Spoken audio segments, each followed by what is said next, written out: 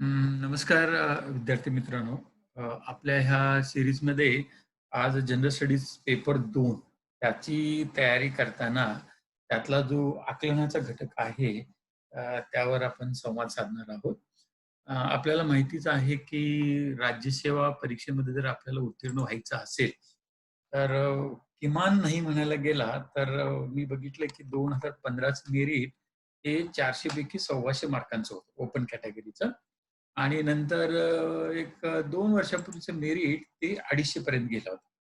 So if you see the range तो 1,200 ते 250 पर्यंत गेला होता. आणि अर्थात या परीक्षेत पास होण्याचं जे काही सर्वात जास्त वाटा जो राहिलेला आहे, ज्या विद्यार्थ्यांना जनरल स्टडीज पेपर 2 त्याला बरेच विद्यार्थी सीसॅट पेपर म्हणतात. तर त्या सीसॅटमध्ये ज्या लोकांना चांगले गुण पडलेत, तर त्यांना पूर्व परीक्षेत पास व्हायला अडचण आलेली नाही. आता कसं आहे, की 2019 मध्ये आपण पाहिलं की 22 परीक्षा म्हणजे महाराष्ट्र लोकसेवा आयोगामार्फत घेतल्या होत्या आणि त्या 22 पैकी जवळ-जवळ 9 परीक्षांच्या मध्ये काही ना काही म्हणजे पूर्वपरीक्षा, काही मुख्य परीक्षा याच्यामध्ये उतारावरती प्रश्न विचारले होते. जे उतारे दिले होते आणि त्याच्यावरचे 5-5 प्रश्न होते.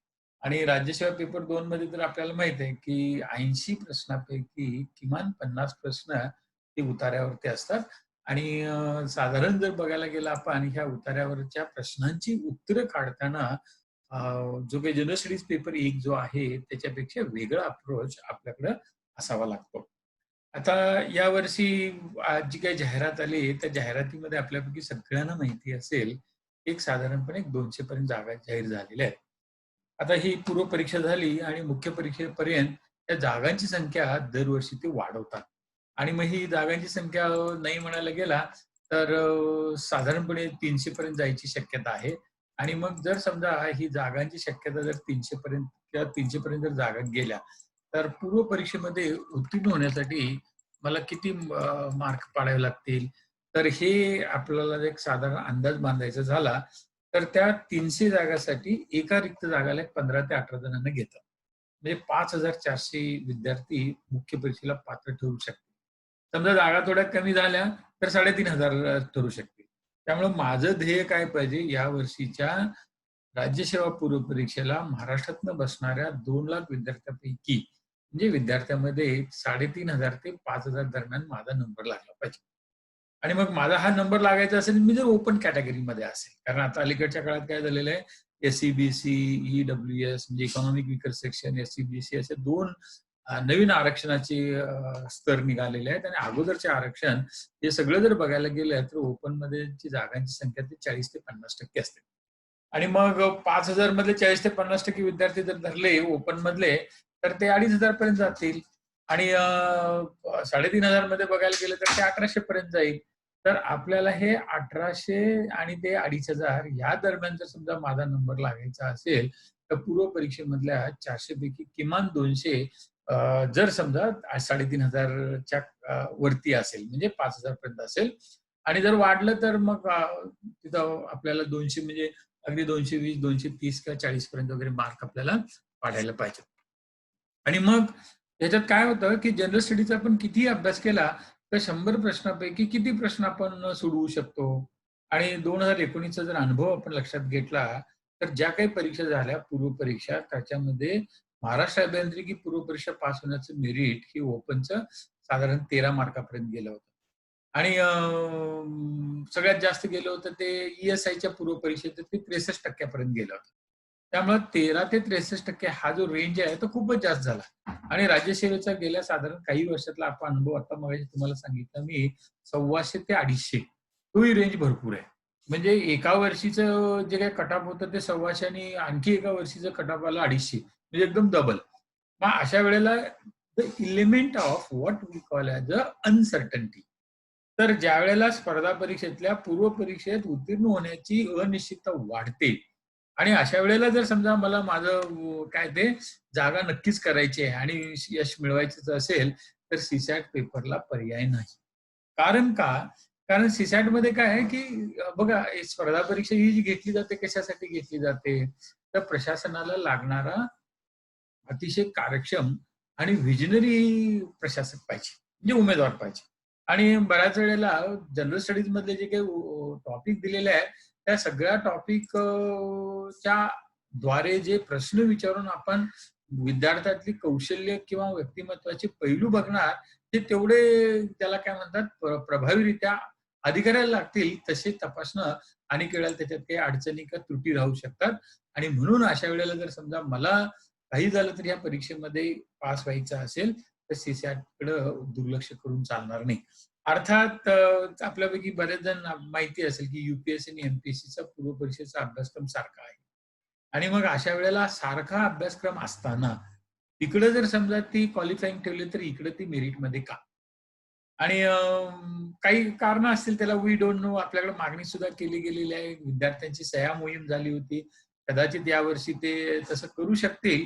पण त्यांनी मात्र यावेळच्या राज्यसेवा पूर्व परीक्षेच्या जाहिरातीच्या दरम्यान सांगितलेलं आहे, 2020 मध्ये सीसॅट पेपर किंवा जनरल स्टडीज पेपर 2 हा मेरिटसाठीच पकडला जाणार आहे, क्वालिफायिंगसाठी नाही. मग असं ज्यावेळेला होतंय, त्यावेळेला या संधीचा फायदा घ्यायला पाहिजे. आता अनेक जणांचा आरोप काय असतो, की सीसॅट ही परीक्षा सायन्सच्या विद्यार्थ्यांच्यासाठी किंवा इंजिनिअरिंगच्या विद्यार्थ्यांसाठी खूप सोपी आहे. म्हणजे हा पेपर आणि त्यामुळे त्यांना झुकतं माप बनतं. आता त्या आरोपात तथ्य नाही असं मला म्हणायचं नाही. पण बऱ्याच वेळा जर बघायला गेला तर हे विज्ञान किंवा इंजिनिअरिंग किंवा अभियांत्रिकी तत्सम तांत्रिक क्षेत्रातले जे विद्यार्थी असतात, तर त्यांच्याकडं जर बघायला गेला तर कॉम्प्रिहेन्शनचा जो भाग आहे, तर त्याच्यामध्ये त्रुटी असू शकतात. नो डाउट ते ज्याला आपण म्हणतो की लॉजिकल रिझनिंग, एनालिटिकल एबिलिटी जी आहे किंवा मेंटल एबिलिटी आहे, बेसिक न्यूमरसी त्याच्यात त्यांना चांगले मार्क पडू शकतील. पण व्हॉट अबाउट द अदर्स?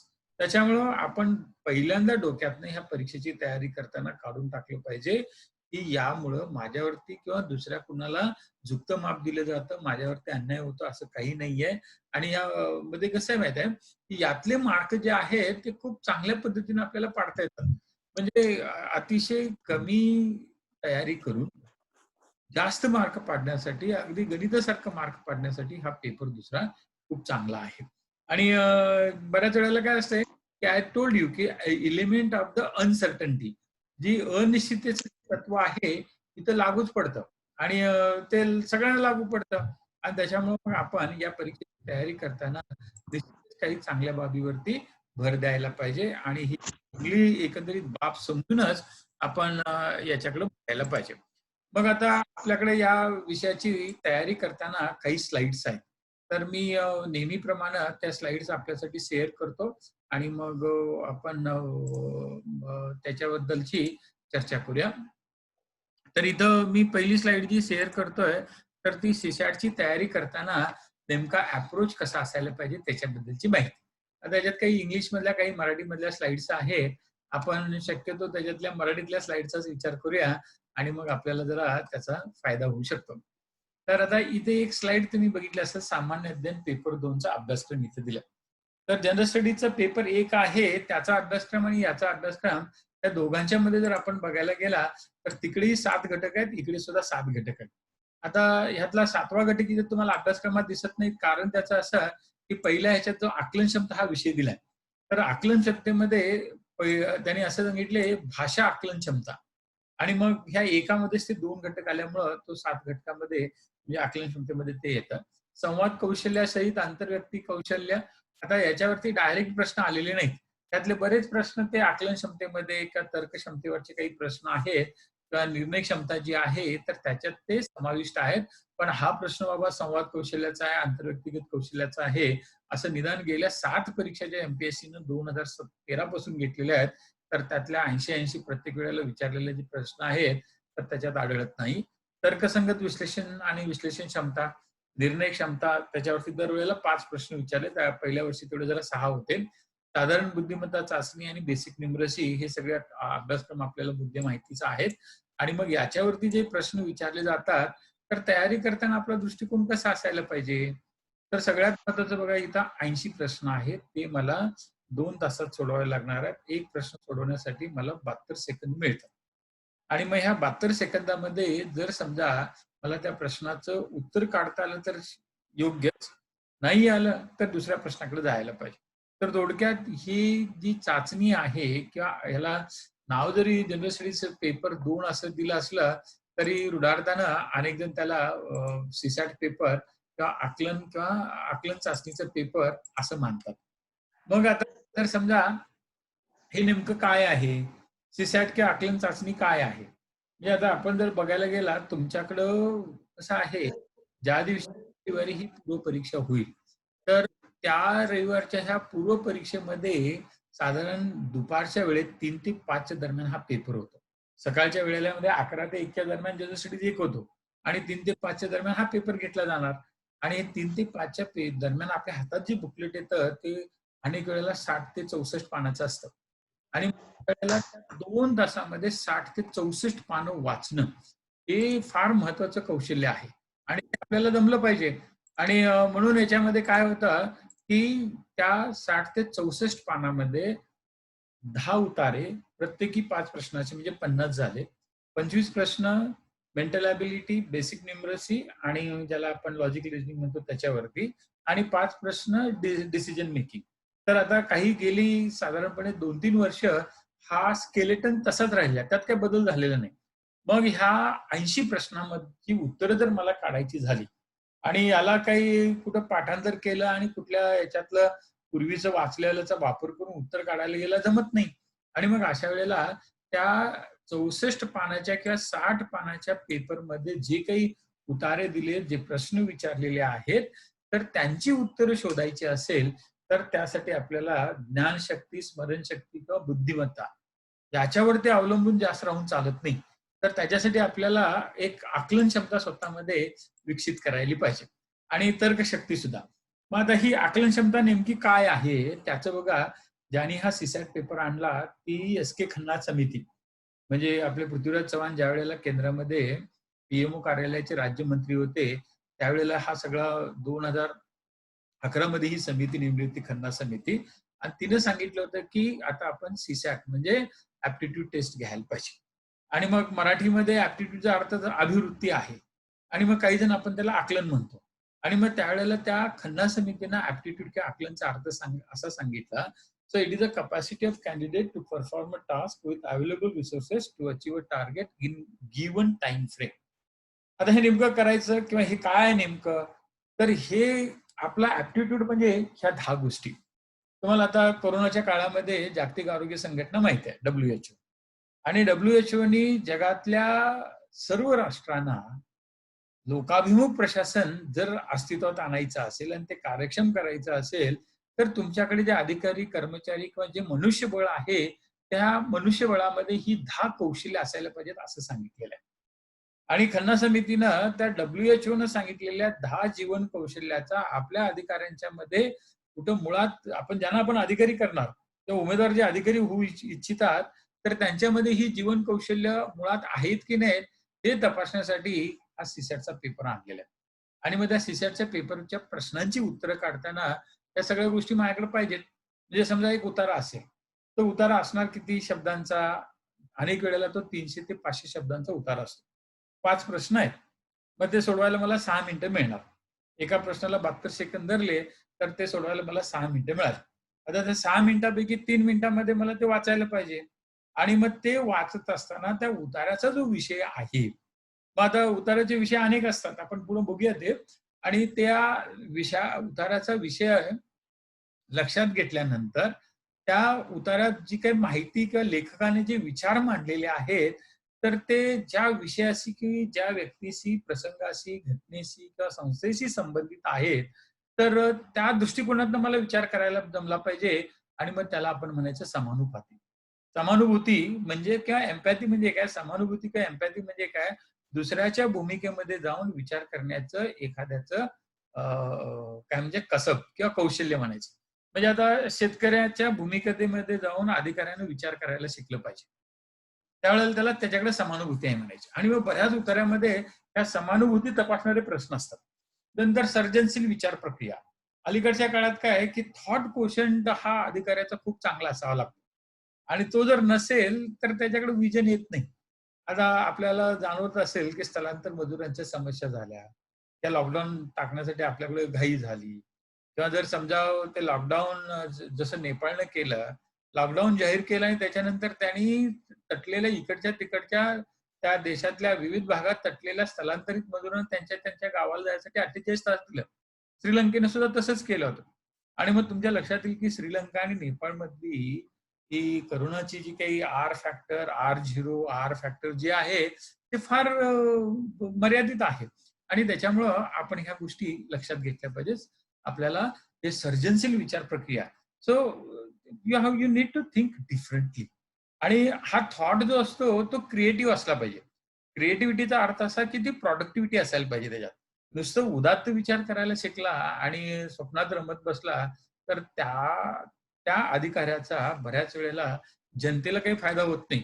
जरूर त्या अधिकाऱ्याचं नाव चांगलं होईल, किंवा तो पुढं होईल, किंवा त्याला स्वतःला फायदा होईल. पण प्रशासनाने जनतेला फायदा होण्यासाठी ही सर्जनशील विचार प्रक्रिया इज व्हेरी इम्पॉर्टंट. त्यानंतर भावनांचं समायोजन. सो इमोशनल क्वोशंट फार महत्वाचं आहे. म्हणजे संवेदनशीलता असल्याशिवाय तुम्ही चांगले अधिकारी होऊच शकत नाही. त्या 2 तासामध्ये मला जर समजा 10 उतारे वाचायचे आहेत आणि त्यातला बरेच उतारे असे तुम्हाला विचार करायला लावणारे किंवा भावना म्हणजे तुमच्या भावनेला चालना देणारे असतात. चालना देणारे म्हणजे भावनेला आव्हान देणारे सुद्धा असतात. काही-काही वेळेला त्याच्यातल्या एखाद्या संस्कृतीबद्दलची माहिती दिलेली असते. किंवा आता ह्या 2019 मध्ये एम-पी-एस-सीने ज्या काही 22 पैकी 7 काय 9 परीक्षांमध्ये जे उतार्यावरचे प्रश्न विचारले, तर त्यामध्ये जवळ-जवळ 23 उतारे होते. आता राज्यसेवेमधले 10 आणि राज्यसेवा मुख्य परीक्षेमध्ये सुद्धा 2 उतारे, एक इंग्रजीमध्ये, एक मराठीमध्ये. म्हणजे असे राज्यसेवेचे 10 आणि 2 12 झाले आणि मग बाकीची गट क, गट ब, वनसेवा, नंतर अभियांत्रिकीची पूर्व परीक्षा आणि गेल्या वर्षी एक डिपार्टमेंटलची सी परीक्षा झाली, तर त्याच्यामध्ये विचारलेले जर उतारे बघितले, तर त्यातले अनेक उतारे वाचल्यानंतर आपल्याला लक्षात येतं, की हे उतारे जे विचारले जातात, तर त्या source of that particular passage is very important and the source they just try to म्हणजे आपण जर तो सोर्स किंवा स्रोत काय हे विचार करायचा शोधायचा प्रयत्न केला, तर आपल्याला जाणवतं की हे उतारेच असे मुद्दाम म्हणून असे निवडले जातात, की जेणेकरून त्या उमेदवारामध्ये असलेल्या त्या काय म्हणायचं त्याला ॲप्टिट्यूडच्या विविध पैलूंचा त्याला वापर करायला जमावा. आणि मग ते विविध पैलू त्याच्यात असेल तर त्याची उत्तरं व्यवस्थित देणारच. मग ते इफेक्टिव्ह कम्युनिकेशन पाहिजे. म्हणजे आता काय करतात अलीकडच्या काळात ते आपण ज्याला कंपाउंड एमसीक्यू म्हणायचं. तर एखादं वाक्य दिलं, प्रश्नार्थी वाक्य दिलं आणि त्याच्यात पर्याय दिले, त्या 4 मध्ये एक उत्तर काढणं सोपं असतं. अलीकडच्या काळात काय करतात, एक वाक्य देतात, त्याच्यामध्ये परत 3-4 वाक्य देतात आणि मग त्यातल्या तुम्हाला 2-3 किंवा 1-2 असं करून ते बरोबर कुठलं असेल त्यांचं गट शोधायला सांगितलं जातं. आणि मग अशा वेळेला त्यामध्ये बऱ्याच वेळेला कन्फ्युजन येतं. आणि मग अशी संदिग्धता निर्माण झाली, की त्याच्यातनं मग आपण उत्तर जे काही निश्चित करतो, तर ते निश्चित केलेलं उत्तर बऱ्याच वेळेला ते चुकीचं ठरायची शक्यता असते because of effective communication lack असल्यामुळे किंवा इफेक्टिव्ह कम्युनिकेशन आपल्याकडे नसेल तर. तर आंतरव्यक्ती संबंध, इंटरपर्सनल रिलेशन्स. आता कसं आहे माहिती आहे, या उतार्यामध्ये जे काही वाक्य दिलेली असतात. So when you are reading the sentence, suppose I read the first sentence, मग त्याच्यातला मला डेटा समजला. Then I go to read the second sentence, मग त्याच्यातला परत मला डेटा समजला. आता एखाद्या वाक्यातली माहिती आणि दुसऱ्या वाक्यातली माहिती त्या दोघांची सांगड घालायला जर मला जमलं, तर मग त्याच्यामध्ये माझ्याकडं आंतरसंबंध निर्माण करण्याचं कौशल्य आहे म्हणायचं. आणि मग त्यालाच आपण काय म्हटलं तर reading the line, the reading between the line आणि रीडिंग बियॉन्ड द लाईन. तर ह्या ज्या 3 गोष्टी आहेत, ह्या 3 गोष्टी जर एखाद्या उमेदवाराकडे असतील, तर त्याच्याकडलं इंटरपर्सनल रिलेशन्स किंवा स्किल खूप चांगलं असतं. आणि मग ते बऱ्याच वेळेला मग उतार्यातलं पहिलं वाक्य आणि उतार्यातलं शेवटचं वाक्य सांगड घालायला जमते. किंवा बरीच मुलं काय करतात, पहिल्यांदा उतार्यावरचे प्रश्न वाचतात आणि मग त्या प्रश्नातला एक महत्वाचा म्हणजे प्रश्नात असलेला एखादा मुद्दा पकडतात आणि तो उतार्यात कुठं दिसतो त्या उतार्यावरती नजर काढून शोधून काढतात. मग तुमचा वेळ तिथं वाचतो. आणि मग असा हा जो काही भाग आहे तो सुद्धा इथं बघितला जातोय. त्यानंतर कोपिंग विथ द स्ट्रेस. तुम्हाला माहितीच आहे की आता मी मगाशीच सांगितलं की 3 ते 5 या वाजता रविवारी ज्या रविवारी परीक्षा होते त्यावेळेला दुपारी 3 ते 5 वाजता पेपर असणार आहे. तिथं आपल्याला 80 प्रश्न सोडवायचे आहेत. 2 तासाचा वेळ आहे. 64 पानाचं बुकलेट माझ्या हातात आलेलं आहे.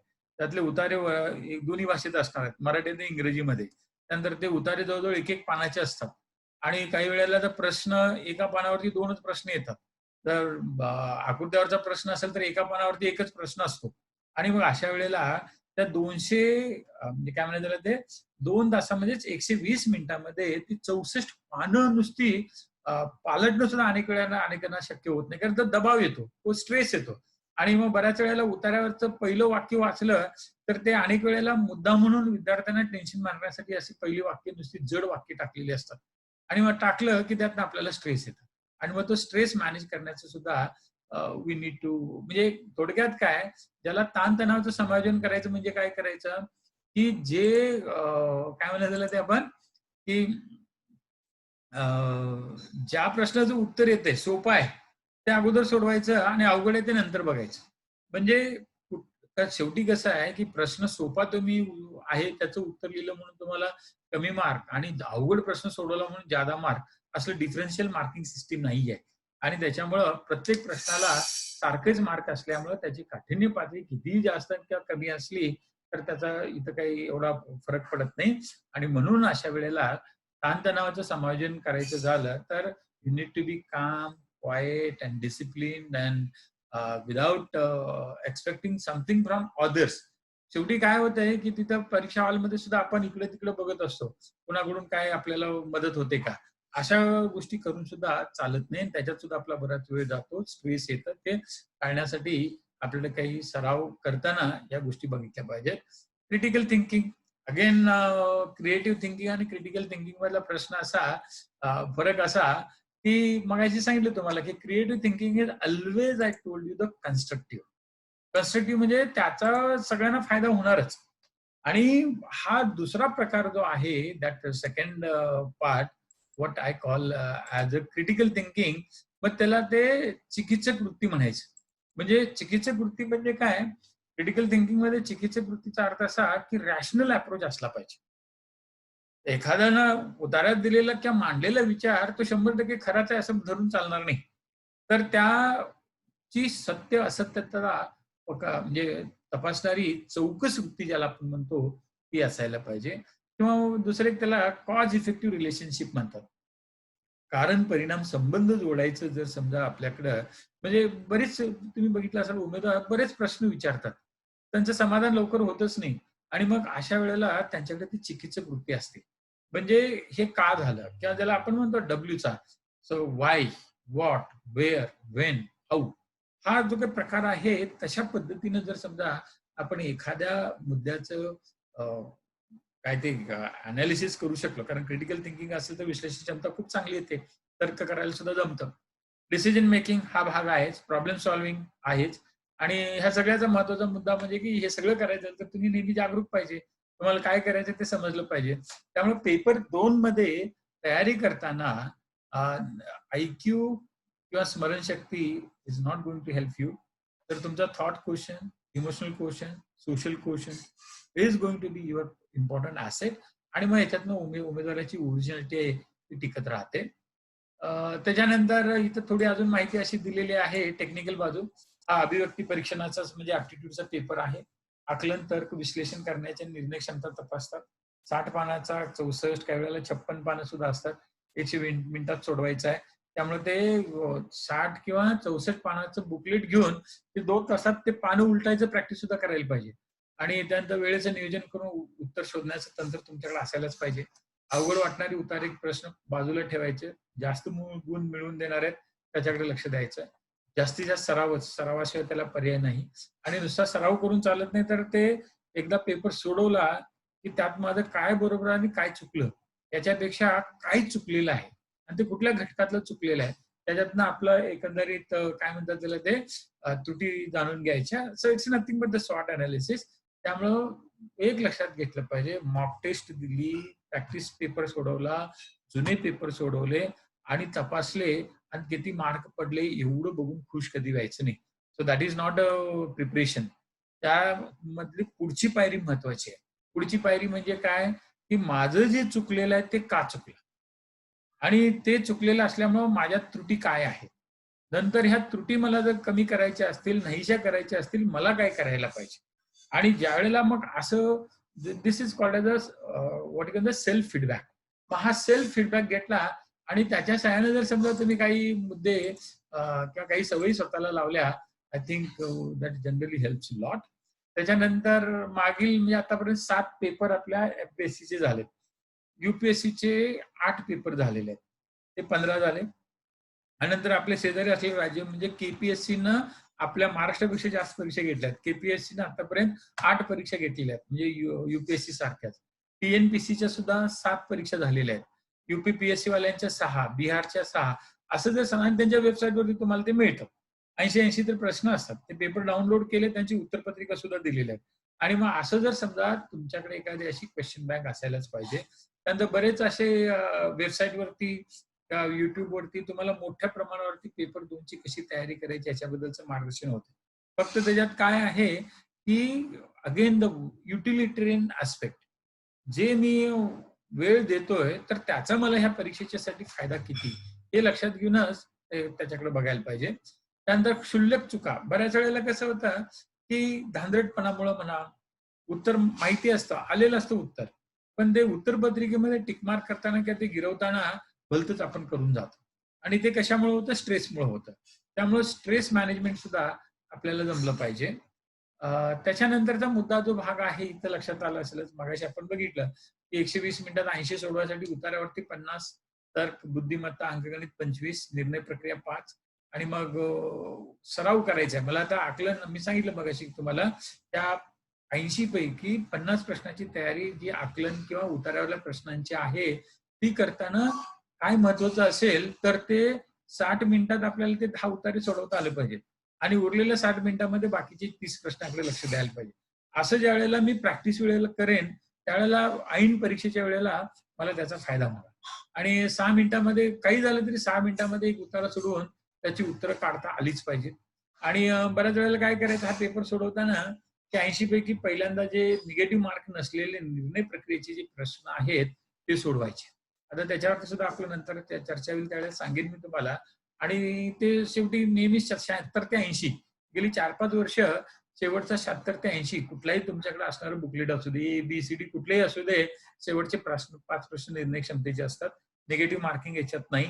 बहुतांशी आपण ह्या परीक्षेची तयारी करत असतो. त्याच्यामुळं मगाशी जे सांगितलं कल चाचणीचे जर वैशिष्ट्य आपल्या व्यक्तिमत्वात आणायचा प्रयत्न केला, तर त्या प्रत्येक प्रश्नाचे 2.5 मार्क आपल्याला मिळतातच.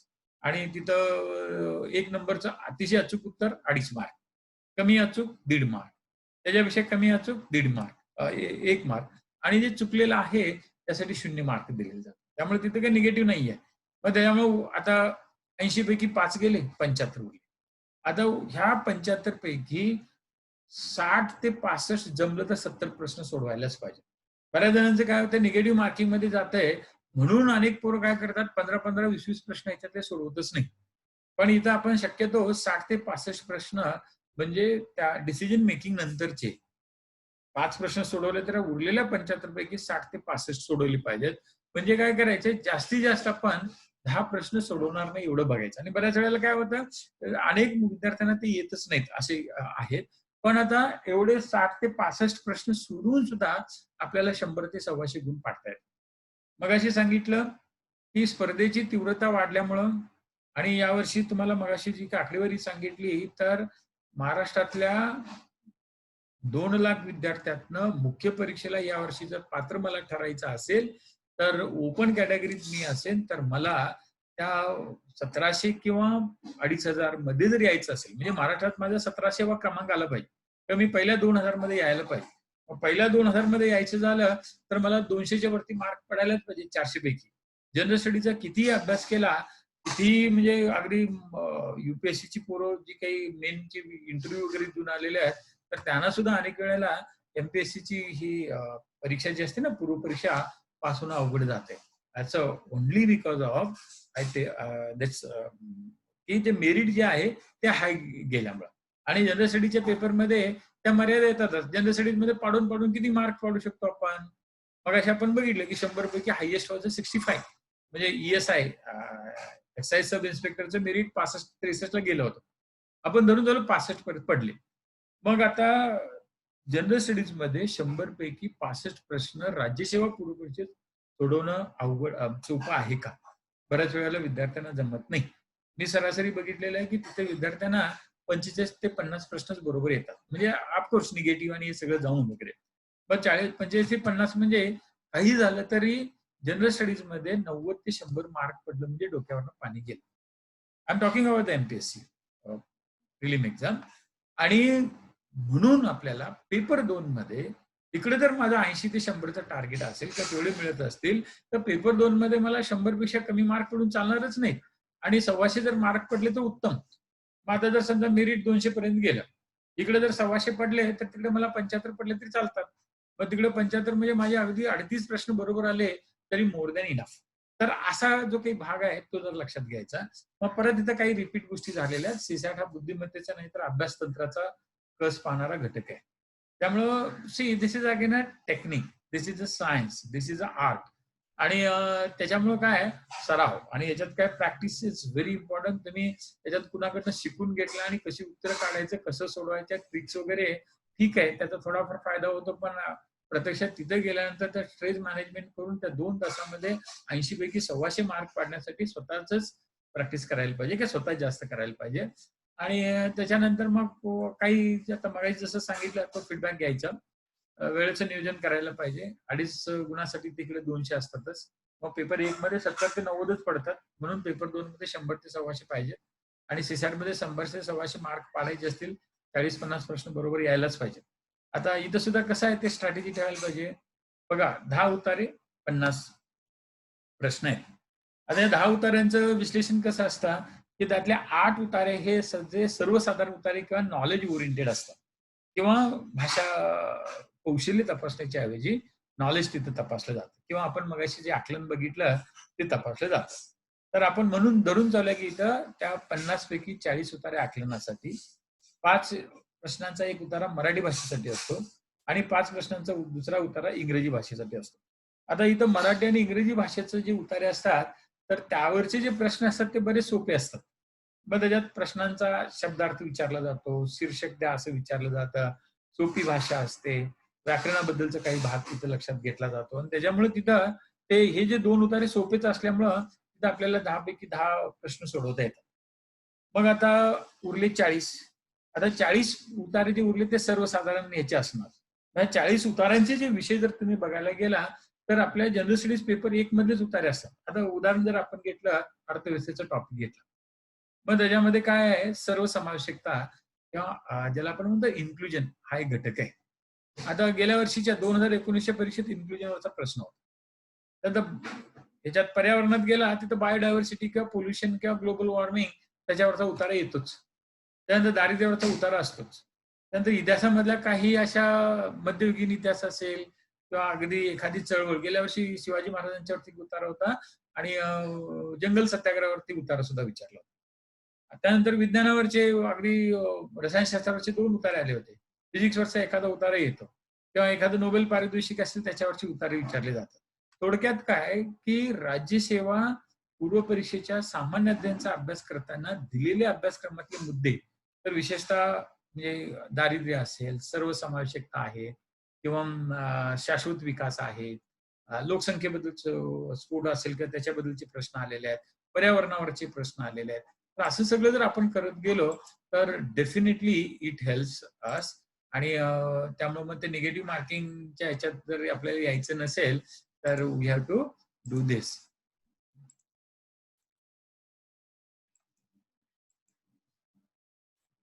आता त्याच्यानंतर शेवटचा प्रश्न मगाशी आपण ते बघितलं आणि सलग क्रमाने कधी पेपर सोडवू नये.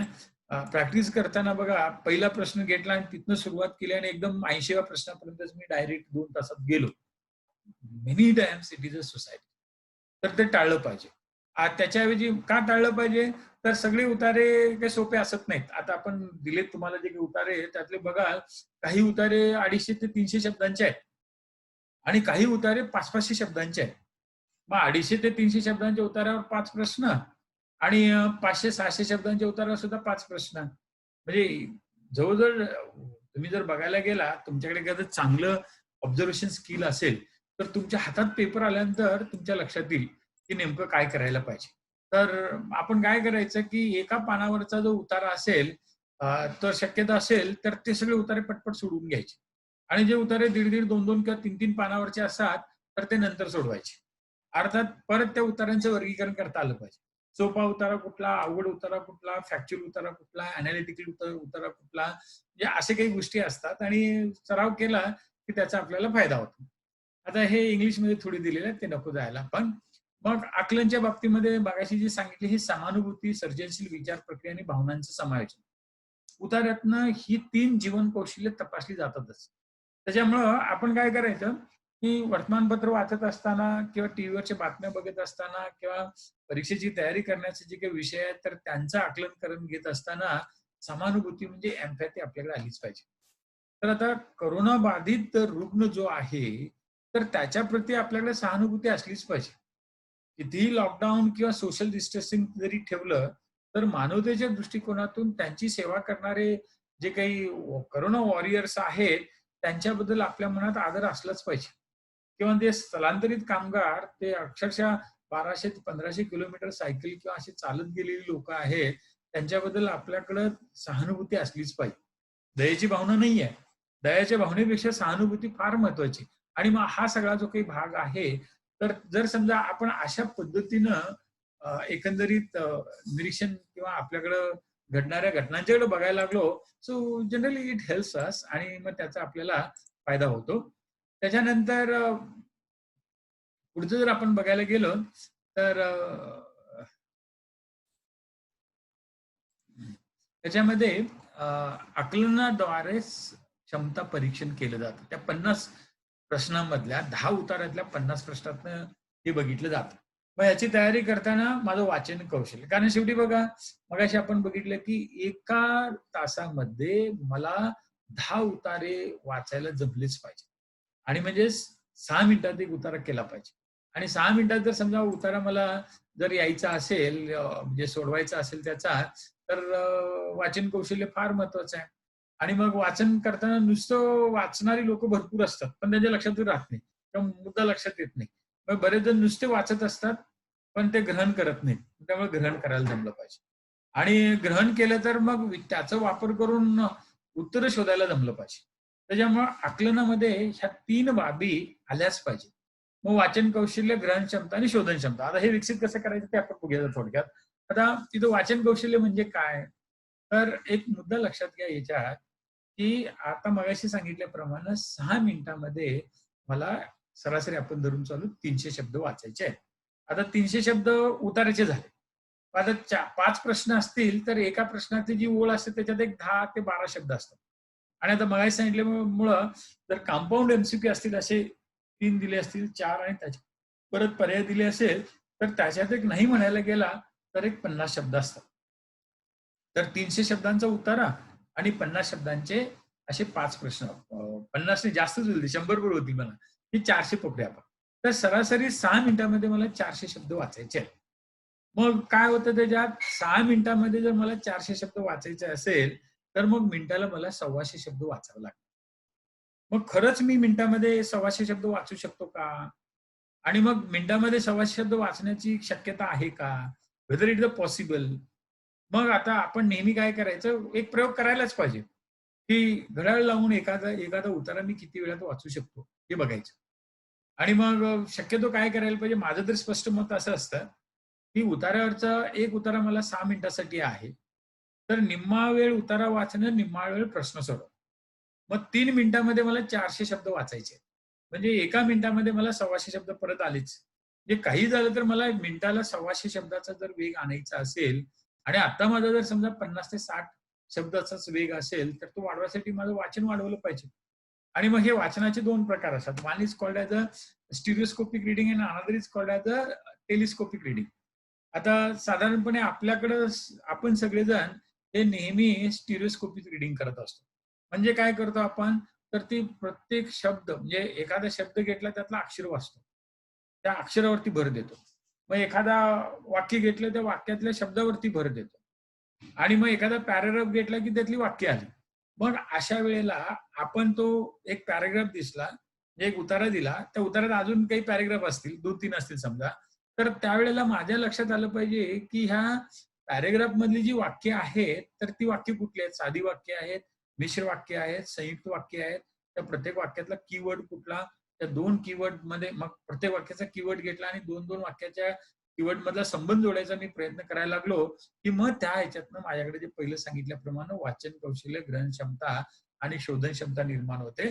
आणि मगाशी जे बोललो होतो मी, reading the line, reading between the line, reading beyond the line. मग रीडिंग द लाईन म्हणजे काय? नुसतं वाचन झालं. That is not important.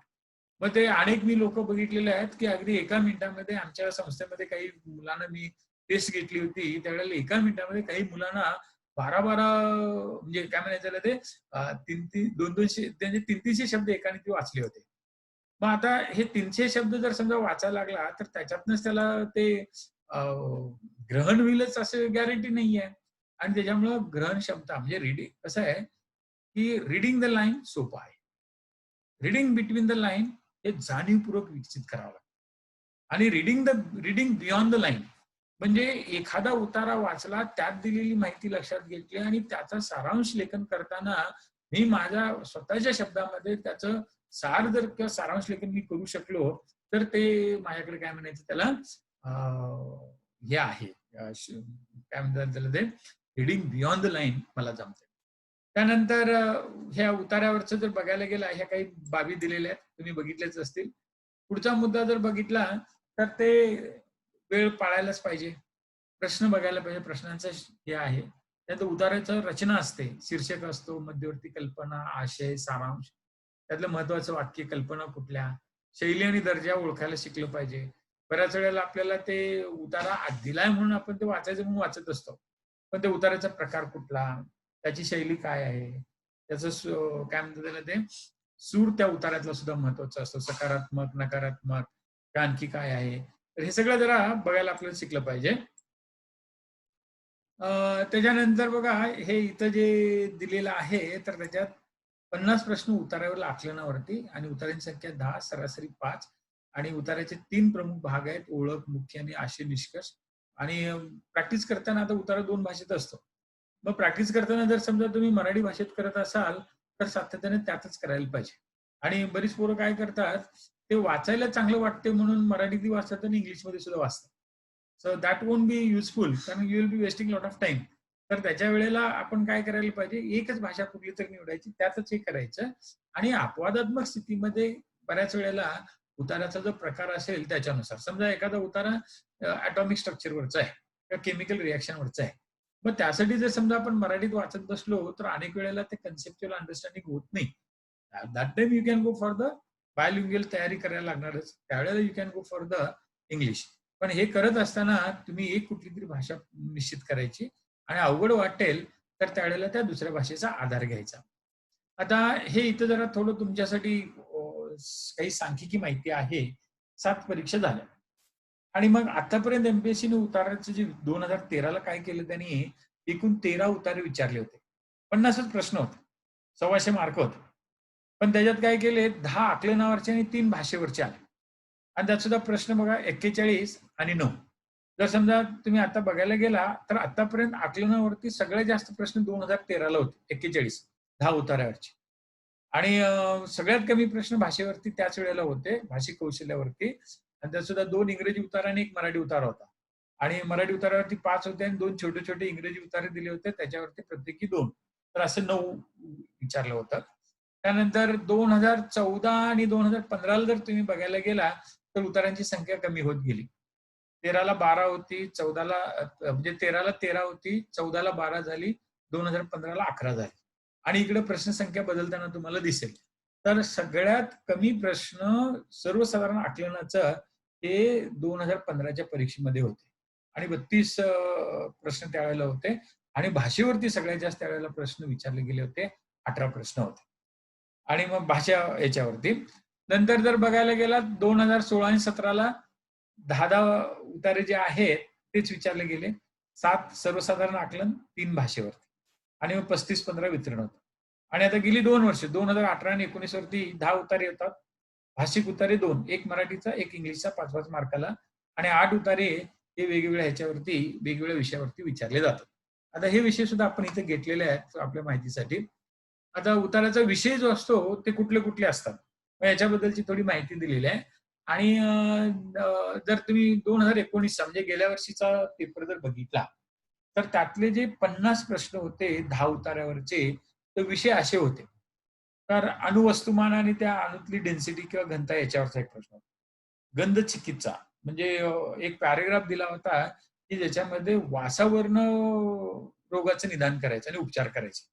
मग अणुरचनेवरचा एक प्रश्न होता. तर राजकारणावरचा प्रश्न म्हणजे उतारा होता. इतिहासामध्ये जंगल सत्याग्रहावरती 5 प्रश्न होते. सतीविरोधी कायदा जो 87 ला झाला 1987 ला त्यावरती 5 प्रश्न होते. कचरा व्यवस्थापनावरती 5 प्रश्न एक उतारा. सक्षमीकरण आणि सार्वजनिक समावेशकता 5. मग आता हे 8 उतारे जर बघितले, तर तुम्ही मला सांगा, हे उतारे काय असून कुठून आकाशातनं पडलेले नाही. तर हे उतारे कुठले आहेत? तर आपले ज्याला काय म्हणायचं, राज्यसेवा पूर्व परीक्षा सामान्य देण्याशी विषयाशी संबंधित आहेत. म्हणजे आता आपण सामान्य ज्ञान विषयाची तयारी करत असताना जे स्रोत वापरतो. मग आता ह्यापैकी आता 8 हे जे उतारे गेल्या वर्षी आले परीक्षेत, ते कुठल्या पुस्तकातून घेतले होते? तर असे एका कुठल्या पुस्तकात घेण्याच्या ऐवजी त्यांनी विविध स्रोतातून घेतले होते. सगळ्यात महत्त्वाचा स्रोत काय होता? तर यशवंतराव चव्हाण मुक्त विद्यापीठाची जी पुस्तकं आहेत ना, ज्याला आपण म्हणतो मानवी विद्येची जी पुस्तकं किंवा भाषा विषयाची जी पुस्तकं आहेत, तर त्यातनं हे काही उतारे घेतले होते. त्यानंतर आपल्याकडं महान्यूज नावाचं पोर्टल आहे महाराष्ट्र शासनाचं. मग त्यात बरेच फुटलेख येतात त्याच्यावरती. त्यानंतर विकासपीठावरती बरेच असं माहिती दिलेली आहे आणि त्याच्यात सुद्धा स्फुटलेख आलेले आहेत. काही ललित लेख सुद्धा त्याच्यामध्ये येतात. मग त्याच्यातनं काही होते. त्याच्यानंतर जर तुम्ही बघायला गेला, मराठी विश्वकोशामध्ये सुद्धा काही अशी माहिती दिलेली आहे. विशेषतः तो अणुवस्तुमान आणि घनता हा मराठी विश्वकोशातनं आलेला आहे. नंतर तो 3 नंबरचा अणुरचना जो होता, तर तो बाल विश्वकोश महाराष्ट्र शासनानं जो प्रकाशित केला आहे त्याच्यातनं. हा एक झाला. दुसरा एक महत्त्वाचा स्रोत काय असतो, आपल्याकडे बघा 8वी, 9वी, 10वी, 11वी, 12वीला मराठी आणि इंग्रजी विषयामध्ये युवा भारती नावाची पुस्तकं आहेत. आणि त्या युवा भारतीतले बरीच पुस्तकं मी बरेच आता म्हणजे उदाहरण सांगतो तुम्हाला. 2-3 वर्षापूर्वी पी-एस-आय मुख्य परीक्षेमध्ये पी-एस-आय एस-टी-आय, पी-एस-आय आणि याची जी मुख्य परीक्षा होते कंबाईन, तर त्याच्या पेपर 1 मध्ये लोकराजा शाहू हा धडा आहे आपल्याकडे 9वीच्या पुस्तकात. तर त्या पुस्तकातले काही पॅराग्राफ घेऊन तो उतारा तिकडे आणला होता आणि त्याच्यावरचे प्रश्न विचारले होते. त्यामुळं शासकीय प्रकाशनं जी आहेत, तर त्याच्याकडे जास्त भर द्यायला पाहिजे. त्यानंतर मगाशी सांगितल्याप्रमाणे यशवंतराव चव्हाण मुक्त विद्यापीठ, त्यानंतर विकासपीडिया किंवा महान्यूजच्या पोर्टलच्या बद्दलचं.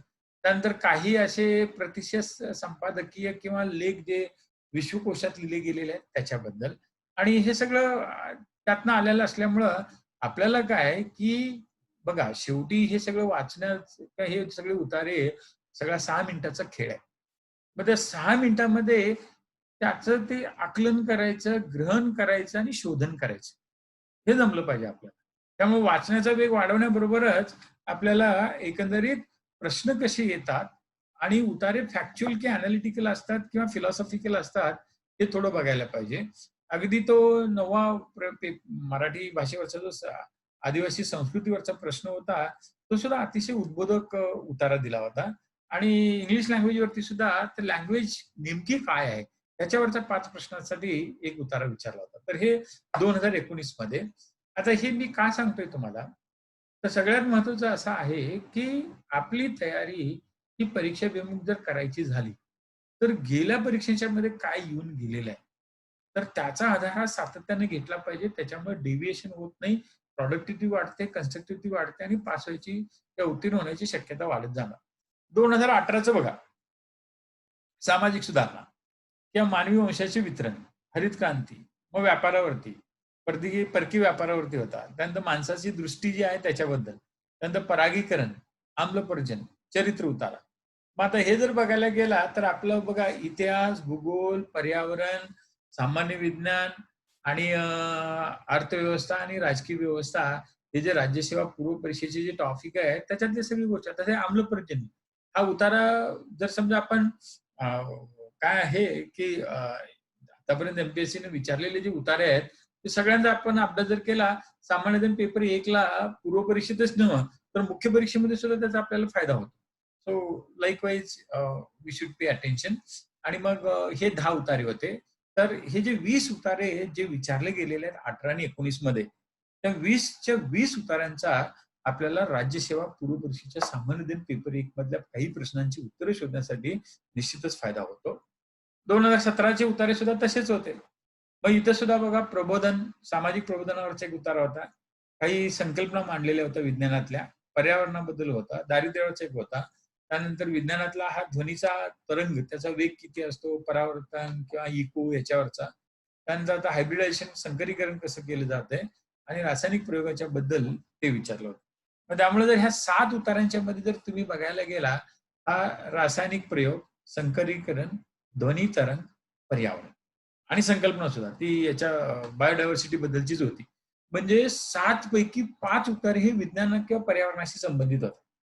गरिबी धरला तर तो आपला टॉपिकच आहे तो हे काय ते राज्यसेवा पूर्व परीक्षेतल्या सामाजिक आणि आर्थिक विकासामध्ये दारिद्र्यावरती दरवेळेला 2 प्रश्न असतातच.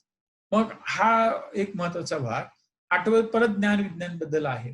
तर सांगायचा उद्देश असा, की हे जुने पेपर हे सोडवून नुसतं तुमचं पेपर 2 चीच तयारी होईल असं नाही. तर पेपर 1 ला सुद्धा त्याचा तुम्हाला फायदा होणार आहे. 16तले जर बघायला गेला बुद्धिवाद, मानवी उत्क्रांती, अर्थशास्त्राचं नोबेल, सौंदर्यशास्त्र, जैविक विविधता, सौर ऊर्जा, धर्मनिरपेक्षता. मग परत इथं बघा, मानवी उत्क्रांती पर्यावरणाशी आलंच. त्याच्यानंतर जैविक बहुविधता, बायोडायव्हर्सिटी म्हणजे पर्यावरणाशी आलं. सौर ऊर्जा म्हणजे 7 पैकी 3 उतारे परत इथं विज्ञान आणि पर्यावरणाशी संबंधित आणि शाश्वत विकास हा परत अर्थशास्त्रातला आहे. धर्मनिरपेक्षता आपल्याकडे तो टॉपिकच आहे. राज्यसेवा मुख्य परीक्षेत सुद्धा आणि पूर्व परीक्षेत याच्यावरचे प्रश्न विचारले जातात. अर्थशास्त्राचे नोबेल पूर्व परीक्षेत असा प्रश्न आलेला आहे अनेक वेळेला. फायदा होणार त्याचा तुम्हाला. त्यानंतर 2015 मध्ये सुद्धा विज्ञान विकास, मानवी हक्क, प्रेतांची विल्हेवाट कशी लावतात, कौशल्य विकास काय आहे, रसायनशास्त्र काय आहे, त्यानंतर आंतरराष्ट्रीय समस्या, जैविक इंधन, अंधश्रद्धा. परत इथं विज्ञान आणि पर्यावरण बघा. 7वा उतारा जो जैविक इंधनाचा, परत रसायनशास्त्राचा आणि विज्ञान विकास. म्हणजे 15 प्रश्न. म्हणजे 32 पैकी 15 म्हणजे जवळजवळ निम्मे प्रश्न विज्ञानावरती किंवा निम्म्यापेक्षा जास्त प्रश्न विज्ञान पर्यावरणावरच्या उतार्यावरती विचारले गेलेले तर आहेतच. त्याच्यानंतर हे गोलकोंडा फोर्ट हा किल्ल्यावरचा प्रश्न होता आणि इतिहासावरचा तो प्रश्न आहे. त्याच्यानंतर 14 मध्ये तसंच बाजारपेठ, उत्क्रांती, जैवविविधता, लेझर, इन्सुलिन, रसायनशास्त्र, प्रादेशिक वाद, उदारमतवाद. मग इथं बघा रसायनशास्त्रावरती 4 प्रश्न होते. इन्सुलिनवरती 3, लेझरवरती 5, जैवविविधता 5, उत्क्रांती 5. म्हणजे 10, 18 आणि 4 22. 37 पैकी 22 प्रश्न विज्ञानावर. आणि मग हा आणि खाली जो 9 मनुष्य प्राणी आले, त्या 11वा तो सायकॉलॉजीचा इंग्लिश मधला. So that is a somewhat related to the science and technology. तर थोडक्यात मी हे का सांगते वारंवार, तर while solving or the preparing for the CSAT, the very important aspect we need to develop or the inculcate in us is nothing but those 10 lifetime skills. 10 जीवन कौशल्य जी आपण बघितली ती महत्वाची आहेत आणि त्यासाठी मग आय टोल्ड यू की आपल्याला रॅशनॅलिझम असायलाच पाहिजे. रॅशनॅलिझम म्हणजे बुद्धिवाद जो आणायचा असेल तर कारण कार्य संबंध मांडून विश्लेषण करून त्याच्यातनं निष्कर्ष हा कुणावरती अन्याय न होणारा काढणं आणि त्यातनं सगळ्यांना बरोबर घेऊन जाण्याची वृत्ती निर्माण करणं हे या मुळात पेपरवरती विचारलेल्या प्रश्नांचंच एक भाग आहे. नंतर 13 मध्ये बघा हे असे परत उतारे जर बघितले 2000 पहिल्यांदा झालेली परीक्षा 13 उतारे होते. मग परत याच्यात बघा जैवविविधता आहे किंवा इंधन स्रोत आणि ऊर्जा संकट, जैव तंत्रज्ञान, वन आहेत आणि समुद्रात घडलेला एक ऍक्सिडेंट. मग आता हे जर बघायला गेला तर तिथं सुद्धा विज्ञानावरती त्या 41 पैकी जवळजवळ 22 प्रश्न विचारले गेले होते म्हणजे विज्ञान विषय उतारावरती. तर अशा रीतीने जर समजा आपण बघायला गेलो तर ह्या परीक्षेची तयारी करताना ह्या गोष्टी आपल्याला जमल्या पाहिजेत आणि that is very very important. तर थोडक्यात आकलनाबद्दलचे आपण बघितलं आणि आकलनात जर समजा आता आता एवढी चर्चा केल्यानंतर तुमच्या लक्षात येईल यश आकलनमध्ये 125 मार्क जे सीसॅटच्या पेपर 2 मध्ये 125 मार्क जर पाडायचे असतील तर त्याच्यात आपल्याला 50 उतार्यावरच्या प्रश्नापैकी किंवा उतार्यावरच्या 50 प्रश्नांपैकी किमान 35 ते 40 प्रश्न बरोबर आले. माझं जर मत आहे 40 जर बरोबर मी सोडवले म्हणजे ते निगेटिव्ह वगैरे सगळं जाऊन तर 50 पैकी 40 जर माझं बरोबर आले तर 40 गुणिले 2.5 केले की 100 मार्क मला तिथेच पडले. त्यानंतर 5 प्रश्न माझे याचे आहेत, कशाचे? निर्णय क्षमतेचे. तिथं 5 गुणिले 2.5 केले की साधारण 12.5 मार्क असतात. समजा मला तिथं 10 पडले. 100 आणि 10 110 झाले. त्यानंतर 25 प्रश्न जे basic numeracy, logical reasoning, mental ability. आता कसं आहे, याची कितीही चांगली तयारी केली आणि कितीही कमी तयारी केली, तर बऱ्याच जणांना याच्यामध्ये सरासरीच मार्क पडतात. तर 25 पैकी साधारणपणे प्रत्येकाचे आपण धरून चालू की 10 प्रश्न व्यवस्थित आले. सगळे निगेटिव्ह जाऊन. मग 10 गुणिले 2.5 केले की 25 झाले. तर हे 25 आणि मगाशी आपण म्हटलेलं 110, 135 पर्यंत आपण इथे जाऊ शकतो. सो वी कॅन आणि मी बघितले काही मुलं अगदी 150, 160, 170 सुद्धा मार्क ह्याच्यामध्ये पाडू शकतात. आणि त्याच्यामुळं जर मगाशी आपण बघितले मेरिट जर समजा 180, 190 असेल गेल्या वर्षीसारखं आणि मी इथं 150 पाडले, तर सामान्य अध्ययनमध्ये मला 40 पडले तरी सुद्धा चालू शकतात. याचा अर्थ असा नाही की सामान्य अध्ययनमध्ये कमी मार्क पाडण्यासाठी याची चांगली तयारी करायची. तसं करू नका. इथं सगळ्यात महत्त्वाचं काय आहे, की इथे मार्क जर जास्त चांगले पाडले, तर you are securing your post automatically. म्हणजे जास्त प्रयास न करता ते तसे राहू शकतात. मग आता आकलनाचे प्रकार 2 मगापासून आपण बघितलेच. ज्ञान आणि सर्वसाधारण आकलन, 8 उतारे आणि भाषाविषयक उतारांचे. आणि मग आकलनाची प्रक्रिया काय असते? उताराचं वाचन, मग त्या उताराचं वाचन असताना ते उताराची मांडणी शैली बघायची. मग त्यातनं ग्रहण करायचं. मग प्रश्नांचं स्वरूप बघून घ्यायचं आणि उत्तरं शोधायची. मग आता हे आकलनाचे स्तर जे आहेत ते 4 आहेत. मग उतारा वाचत असताना पहिल्यांदा आपल्याला शाब्दिक आकलन झालं पाहिजे. म्हणजे उतार्यातला जो मजकूर आहे त्यातनं वस्तुस्थिती नेमकी काय आहे, तर त्याचं आपल्याला आकलन झालं पाहिजे. त्यातनं मग आपल्याला काय असतं जनरली, की जे पर्याय असतात ते योग्य पर्याय निवडणे, अचूक शब्द शोधणे किंवा बघा आता एक उतारा आपण घेऊन बघूया. अ, हे जर झालं, की मी तुम्हाला एक उतारा सोडवून दाखवतो, त्यावेळेला ह्या गोष्टी फार महत्त्वाच्या आहेत. तर उतार्याचं आकलन करताना पहिलं आकलन शाब्दिक आकलन झालं पाहिजे. म्हणजे उतार आता मगाशी सांगितलं तुम्हाला, की 300 ते 600 शब्द असणार. तर ह्या 300 शब्दापैकी एक 10 शब्द तर असे असतात, की दे आर द कीवर्ड्स आणि ते 5 प्रश्न ह्या 10 शब्दाभोवती फिरत असतात. मग ते उतार्यात त्या 10 शब्दांच्या पुढं-मागं आलेली वाक्य, आलेले विषय फार महत्वाचे. मग हे शोधण्यासाठी ती चौकस वृत्ती आपल्याकडे असली पाहिजे. दुसरं विवेचनात्मक आकलन. आता शाब्दिक आकलन, वस्तुस्थिती, तपशील हे फॅक्च्युअल उत्तरासाठी जास्त महत्वाचं आहे. पण दुसरं विवेचनात्मक आकलन आहे ते फार महत्वाचं. अनेक वेळेला काय होतं, की त्या प्रश्नाचं उत्तर 2-3 वाक्य जोडली आणि त्याच्यातनं जरी विश्लेषण केलं तरी सुद्धा निघत नाही. मग अशा वेळेला त्या पूर्ण उतारा वाचावा लागतो आणि त्या उताऱ्यातनं जो संदेश दिला जातोय त्या लेखकाचा, तर तो आपल्याला बघावा लागतो. आणि त्याच्यामुळे ते एनालिटिकल तर आपल्याला विवेचन करता आलं पाहिजे. त्याच्यानंतर उपयोजित आकलन. मग आता उपयोजित आकलन म्हणजे काय? This type of the question are called the derived questions. Then are the generic questions. पहिल्या दोन्ही याच्यामध्ये जेनरिक क्वेश्चन्स असतात. जेनरिक क्वेश्चनचा अर्थ असा, की एवढा ताण द्यावा लागत नाही. आपोआप उत्तर म्हणजे इट्स अ इंडिकेटिव्ह आन्सर त्या उतार्यातच असतं किंवा त्या माहितीतनंच आपल्याला मिळतं. पण उपयोजित ह्याच्यावर जर उत्तर काढायचं झालं, तर इट इज अ डिराइव्हड आणि मग त्यासाठी आपण बघूया ते पॅराग्राफ घेऊन त्याच्यात ते डिराइव्हड उत्तर कसे काढायचे त्याच्यात आणि ग्रहण विषयक आकलन.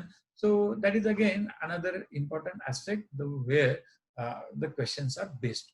तर साधारणपणे 5 प्रश्नापैकी प्रत्येक प्रश्न तर 5 पैकी एक प्रश्न एक शाब्दिक आकलनावरचा असणार, एक विवेचनात्मक आकलनावरचा असणार, एक उपयोजित आकलनावरचा असणार, एक रसग्रहण विषयक आकलनावरती असणार आणि असं शक्यतो त्या उतार्यावरचा प्रश्न रचताना, त्या प्रश्न डिझाइन करताना त्या गोष्टीवरती भर दिला जातो.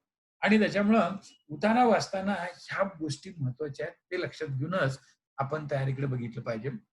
आता परिच्छेदाचे आकलन करताना इथे बघा मध्यवर्ती संकल्पना महत्वाची आहे. आणि मग ती समजली की मग सरळ अर्थ काढता येतो.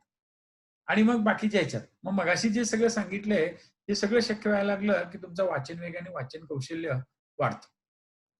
आता उतार्याची मांडणी सुद्धा. अनेक वेळेला काय होतं, बरेच उतारे मुद्दाम म्हणून विस्कळीत दिलेले असतात. म्हणजे पहिली पॅराग्राफ आणि मधला म्हणजे त्याच्यानंतर येणारा काही सांगत नसते त्याची. म्हणजे अनेक वेळेला विस्कळीतपणा असा करून दिला जातो, की त्या उताराचा अर्थ लावणं आणि आशय समजून घ्यायला विद्यार्थ्याला त्रास व्हावा. आणि मग अशा वेळेला आपण गडबडून जायचं नाही. ते मुद्दाम तसंच दिलेलं आहे. एम-पी-एस-सीच्या उतारातल्या चुका काढत बसायचं नाही. त्यांनी तसंच दिलेलं आहे. त्यातली माहिती लक्षात घ्यायची आणि मग नंतर त्यातला जो काही सिक्वेन्स असेल हे वगैरे आपण लावायचा आणि त्याचा सारांश काढून ते उत्तर काढायचा प्रयत्न करायचा. त्यानंतर उताराची शैली. आता उतारा कसा असेल? मग आता आपण मगाशी बघितलं, की विज्ञानावरचे उतारे.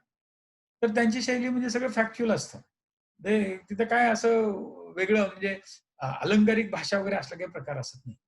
पण एखाद्या म्हणजे ज्याला आपण ललित लेख असेल किंवा दारिद्र्यावरचा असेल, सर्व समावेशकतेचा असेल, तर त्या ह्याच्यामध्ये उपहासात्मक लेखन बऱ्याच वेळा केलेलं जातं.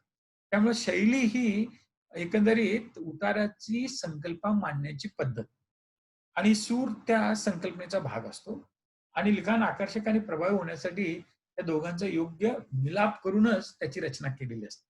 आता तुम्ही म्हणाल, की हे सगळं आम्हाला उताराचे प्रश्न काढताना हे कशाला माहिती असायला पाहिजे? मुळात असं आहे, की तो उतारा जो आपल्याला दिलेला आहे, what is the demand of that particular question based on the information given in that particular passage. हे समजून घ्यायचं झालं, तर त्या उतार्याचं स्केलेटन आपल्याला माहिती असायला पाहिजे. आणि ते स्केलेटन मुद्दाम मगाशी जसं सांगितल्याप्रमाणे डिस्टर्ब करून दिला जातो. मग अशा वेळेला त्याच्यामध्ये जर व्यवस्था, सिस्टम जर काही डिसिप्लिन जर आणायची असेल, तर I need to do something आणि म्हणजे I need to know this असं. मग उताराच्या शैलीचे प्रकार, पहिली शैली जी असते त्याला अ, प्रसंगाधारित शैली. मग एखादा जर प्रसंग घडला, असा समजा विशाखापट्टणमला स्टायरीन वायूची गळती झाली. मग अनेक लोकांना ते भोपाळच्या वायू गळतीचा काय झालं, आठवण झाली. मग अशा वेळेला ते विशाखापट्टणम बद्दल लिहित असताना आपण मागं त्या भोपाळचा उल्लेख करायचा. तेव्हा आता अम्फान सुपर सायक्लोन होऊन गेलं. मग त्याच्याबरोबर 1999 ला ओडिसामध्ये सुद्धा असं मोठं सुपर सायक्लोन आलं होतं 20 वर्षापूर्वी. मग त्या दोघांची तुलना करून ते लेखन वगैरे करायचं, ते वस्तुस्थिती किंवा प्रसंगाधारित शैली असते. त्यानंतर वर्णनात्मक शैली. मग आता साधारणपणे बघा ते भिलवाडा मॉडेल आहे. कोरोनावरती मात करण्याचं किंवा केरळ मॉडेल आहे.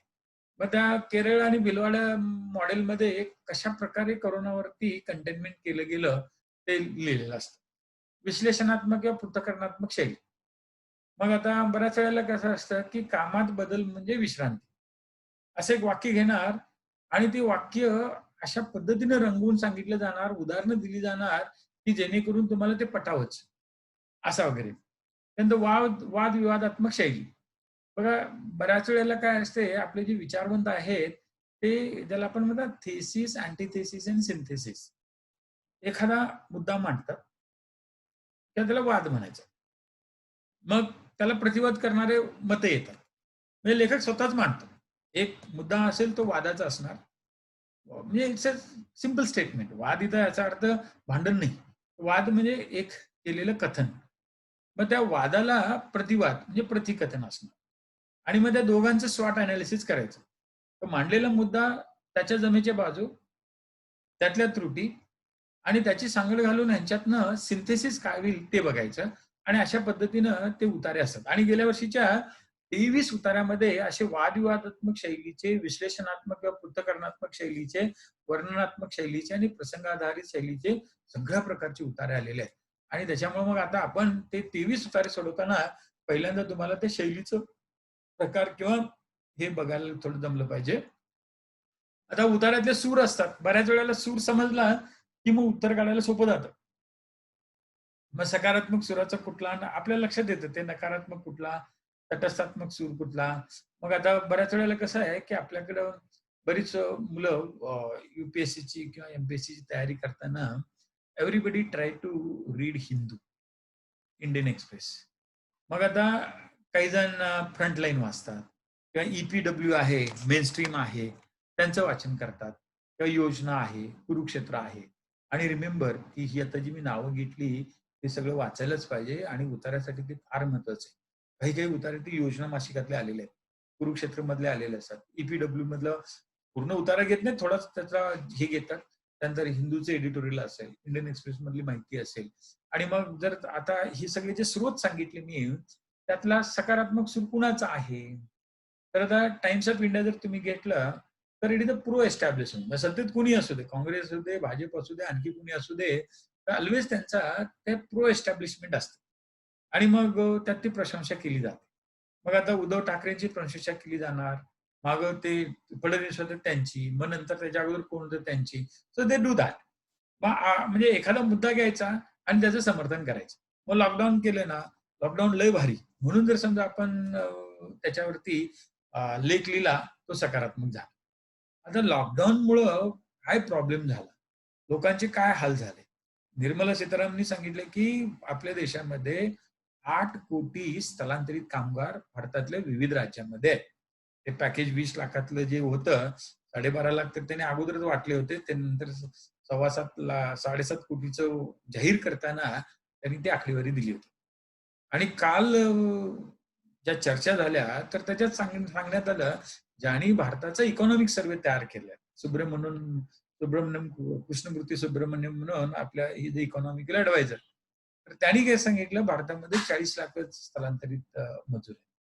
नाऊ हा जो काही भाग आहे, एक व्यक्ती देशाची अर्थमंत्री सांगते, की बाबा 8 कोटी स्थलांतरित कामगार आणि ज्यांनी भारताचा इकॉनॉमिक सर्व्हे 1919-20 चा तयार केला, तो अर्थतज्ञ सांगतो, की 40 लाख.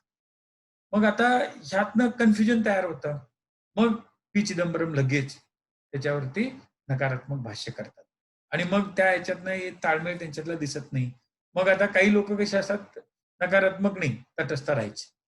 आणि ज्याला आपण म्हणतात, की प्रशासन हे पूर्वी आपलं खूप तटस्थ असायचं आणि आता तसं राहून चालत नाही.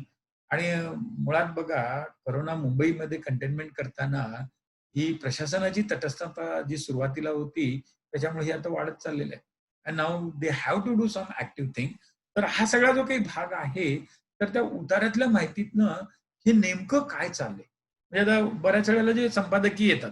आता तुम्ही गिरीश कुबेरचं लोकसत्तेतलं संपादकीय वाचायला लागला, बऱ्याच जणांना ते कन्फ्यूज वाटतं.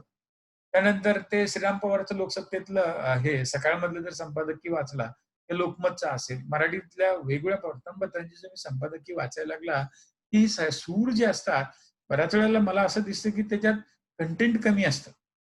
पण त्या ह्याच्यामधले असे ते म्हणतात ना, वेगवेगळं अ, मतांचं प्रदर्शन करत असताना अशा म्हणजे एकच मुद्दा असतो. पण त्याच्याबद्दल ह्या अशा गोष्टी. आता सध्या बघा, आपल्याकडे ते काय म्हणतात त्याला ते, केंद्र आणि राज्य यांच्यामध्ये जर फेडरॅलिझम भारताचं जे आहे, तर ते एन-डी-एम-ए म्हणजे नॅशनल डिझास्टर मॅनेजमेंट ॲक्ट 2005 लागू झाल्यामुळं थोडंफार त्याच्यात वाद निर्माण झाले. आणि मग अशा वेळेला एकंदरीत अ, काय म्हणतात त्याला ते, की नैसर्गिक आपत्तीचं व्यवस्थापन करत असताना हे वेगवेगळे जे काही दावे केले जातात, तर त्या बद्दलची माहिती किंवा त्याबद्दलचं मतप्रदर्शन करताना पत्रकारांच्याकडनं त्या अशा वेगवेगळ्या प्रकारचे सूर काढले जातात. मग त्या प्रशासक शेवटी काय डिप्लोमॅट असतो. तर डिप्लोमॅटला काय, की ही हॅज टू ऑल्वेज काय म्हणतात त्याला ते, सुवर्णमध्ये काढायला जमला पाहिजे. त्याला जमेच्या बाजूही माहिती पाहिजेत, त्रुटीही माहिती पाहिजे आणि ती समस्या सोडवण्यासाठीचा उपाय काय तेही. मग आपल्या उतार्याच्या बाबतीत तसंच. उतार्याच्या जमेच्या बाजू काय आहेत त्या विषयाबद्दलच्या, त्रुटी काय आहे आणि उत्तर शोधण्यासाठी लागणारे या दोघांची सांगड घालून योग्य पर्याय कुठला निघेल, ते आपल्याला त्याच्यात जमायला पाहिजे. मग आता हे नेमकं हे सगळं मगापासून तुम्ही जे आपण विषय सगळे बघितले बघा. तर आता हे 7 परीक्षांच्या मध्ये आलेले जे काही उतारे आहेत आणि त्या प्रत्येक उतार्यावरचे विषय जर आपण बघितले आणि त्याच्यावरती तो 300 ते 600 शब्दात आलेला उतारा जर वाचला, मग आपल्याला लक्षात येतं प्रासंगिक शैली कुठली आहे, वर्णनात्मक कुठली आहे, संख्यात्मक कुठली आहे, कथनात्मक कुठली आहे, पृथक्करणात्मक कुठली, संदिग्ध कुठली आहे आणि वादविवाद. मग आता याच्यातलं जे बघा, नंतर ते 5, 6, 7 जे आहेत ना, किंवा काही वेळेला 4 सुद्धा. तर यांच्या या उतार्यावरच्या प्रश्नांची उत्तरं जे पर्याय दिलेले असतात, त्यातली अचूकता फार कमी असते. आणि मग अशा वेळेला आपल्याला जरा थोडं त्याच्याकडे लक्ष द्यायला पाहिजे. त्याच्यानंतर वाचन कौशल्य विकसित करायचं झालं तर अ, पहिलं वाचन, त्यानंतर वाचन गती, दृश्य वाचन, नंतर वाचन करताना आपल्याला काही दक्षता घ्यायला पाहिजे. तर ह्या सगळ्या बाबी इथे दिलेल्या आहेत. त्याच्यानंतर जर बघायला गेला, तर आपण मगाशी बघितलं की वाचनाची गती वाढवायला पाहिजे आपल्याला ना, आणि ती वाढवायची झाली तर आपलं दैनंदिन रोजचं वाचन जे आहे, त्यात वर्तमानपत्र, साप्ताहिक, मासिक, कथा, कादंबऱ्या, ललितेतर साहित्य किंवा मगाशी जे काही स्रोत मी बोललो, तर त्याच्याकडे दिलं पाहिजे. आणि मग प्रत्यक्ष परीक्षेमध्ये पहिली ओळ आहे ती लक्षात ठेवली पाहिजे. हे जे उतारे आहेत, एका तासात जर समजा 6 मिनिटात एक याच्याप्रमाणे मला 10 उतारे जर सोडवायचे असतील, तर तो उतारा वाचायला मला जो 6 मिनिटाचा वेळ आहे त्याच्यात 3च मिनिटं प्रत्यक्षात मिळतात आणि त्यात मी एकदाच वाचू शकतो. आणि गरज पडली तर पूर्ण दुसऱ्यांदा वाचायचा, त्यातला थोडासा भाग दुसऱ्यांदा वाचायचा. आणि कधीही तो तिसऱ्यांदा वाचायचा नाही. आणि एखादा उतारा तिसऱ्यांदा वाचून तुम्हाला उत्तर काढायला लागलं, याचा अर्थ समजायचा की ती उत्तरं मी काढणार, ती निगेटिव्ह मार्किंगमध्ये जायची शक्यता जास्त. आणि मग हे आपण थोडं सराव करताना ते कुठला उतारा अशा प्रकारचा असतो, जो तुम्हाला 3दा वाचावं लावून उत्तर काढायला लावतो. तर ते उतारे जे असतील किंवा ते जे विषय असतील, तर त्यातले एकंदरीत आपल्या काही त्रुटी असतील त्याकडे लक्ष देऊन सोडवायचा प्रयत्न. आणि हा सगळा भाग जो आहे तो परत पूर्वीसारखंच आहे. तर थोडक्यात जर बघितलं तर आजच्या आपल्या चर्चेमध्ये पेपर 2 जो आहे तो दुसरा-तिसरा काही नसून पेपर 1 ची तयारी करताना आपण ज्या काही गोष्टी करत असतो त्याचाच महत्त्वाचा भाग आहे. आणि त्याच्यामुळं आपण ही जी काही आताची चर्चा केली त्याच्याकडे जर थोडं लक्ष दिलं तर तुम्हाला निश्चितच त्याचा फायदा होऊ शकेल. आता इथे मी दुसरी स्लाईड इथं पेस्ट केलेली आहे. तुमच्यापैकी सगळ्यांना हे दिसते का? एकानं कोणी सांगितलं तरी सुद्धा चालेल मला. ही स्लाईड दिसते दुसरी? एनीबडी कुणीतरी एक जण बोला. ही स्लाईड बरोबर दिसते का? हो सर, दिसत आहे. तर आता इथे बघा ही मी आपल्या सगळ्यांना ती पाठवलेली आहेच. तर ह्या 8 परीक्षेमध्ये हे असे उतारे 23 आले होते. आणि मी इथं तुम्हाला त्याचं थोडं वितरण दिलेलं आहे. तुमच्यापैकी बऱ्याच जणांच्या मनात शंका असेल, की सी-सॅट मधले जे उतारे जे 10 असतात आणि बाकीचे 13 ह्याच्यात फारच फरक असतो. पण आपल्याला काय शेवटी सराव करायचा आहे. आणि सराव करताना आपल्याला त्यांची उत्तरं काढण्यासाठी जे परीक्षेत येऊन गेलेले जे स्रोत आहेत त्याच्याकडेच लक्ष द्यायला पाहिजे. आणि मग त्याचे विषय जे आहेत तर इथे दिलेले आहेत. तर हे 23 उतारे 14 विषयावरती होते. किंवा हा इंग्रजी भाषा आकलन हा एखादा वरच्या ह्याच्यात कशात तर आपल्याला घेता आला, तर ते 23 उतारे 13 विषयावरती होते. मग आता त्याच्यातला पहिला उतारा जो होता, तर जो मी वर्गीकरण केलंय शेवटी काय माहित आहे, हे सगळं कशासाठी? काय हे म्हणजे आपण जे काही करतो तयारी, त्याच्यात हे असा सगळा प्रकार का करायचा? तर सुरुवातीपासून मी जे सांगितले आपल्याला, की परीक्षेची तयारी करताना अप्रोच हा परीक्षेभिमुख जर ठेवायचा असेल, तर क्लासिफिकेशन आणि कंपॅरिझन करायला शिकलं पाहिजे आपण. आणि क्लासिफिकेशन आणि कंपॅरिझन करायला लागलो, की आपले अभ्यासातले मुद्दे किंवा जे बारीक-सारीक गोष्टी चुकत नाही. आणि मग त्यातनं नेमकं काय करायला पाहिजे, त्याच्यात एक शिस्त येते.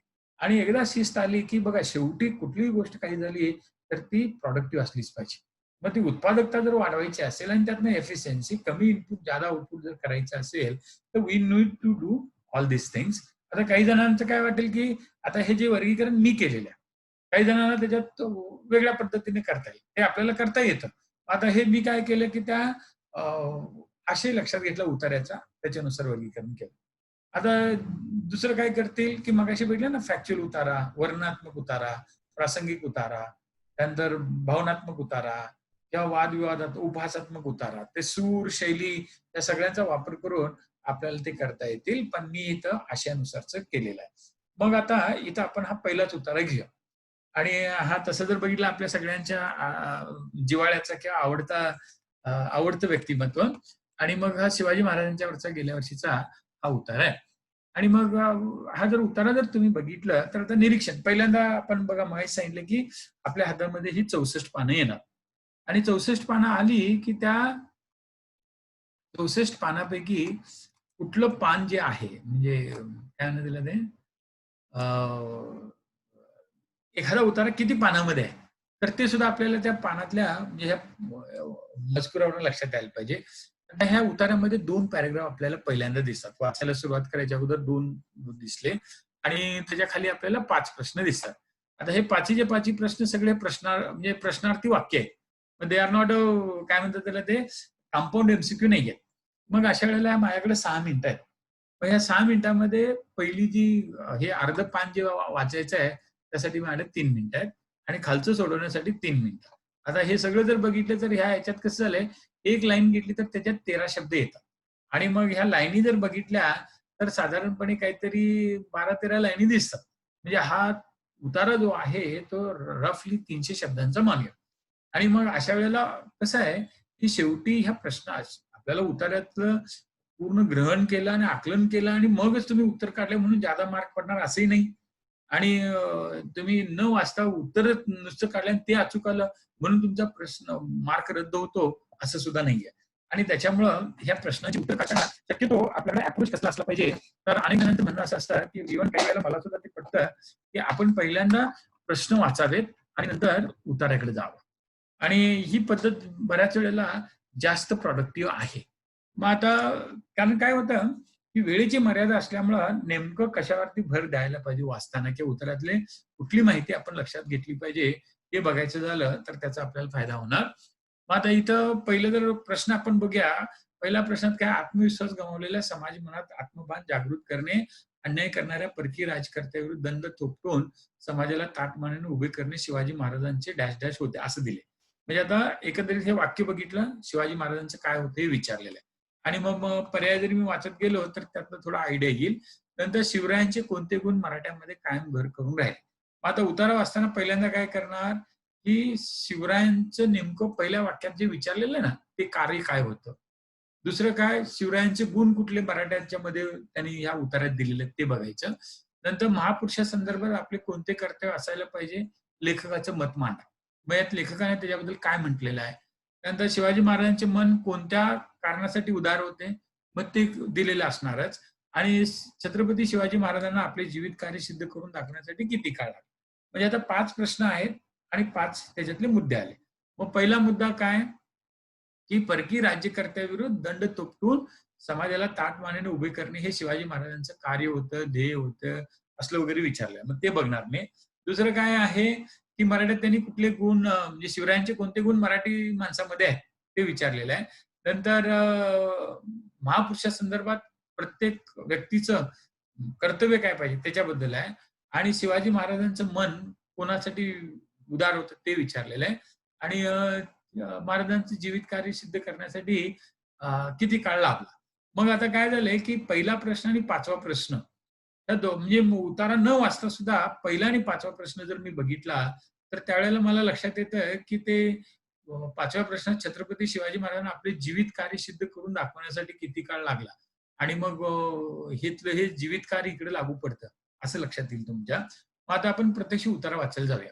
आता ह्या उतार्यामध्ये जर बघायला गेलं तुम्ही, हे उतारा 2 पॅराग्राफचा आहे. त्यानंतर वाक्य याच्यामध्ये जर बघायला गेलं खच्चून 6 वाक्य आहेत. आणि एक-एक वाक्य कितीतरी मोठं आहे. म्हणजे आता पहिलंच वाक्य बघितलं शिवाजी महाराजांचे जीवित कार्य. मग आता माझ्या लक्षात आलं पहिला प्रश्न बघताना त्याच्यात ते जीवित कार्य आलं होतं. म्हणजे ते उत्तर 1चं म्हणजे अगदी पहिल्या वाक्यातलं 3 शब्द वाचल्यानंतर पहिल्या प्रश्नाचं मला उत्तर मिळालं.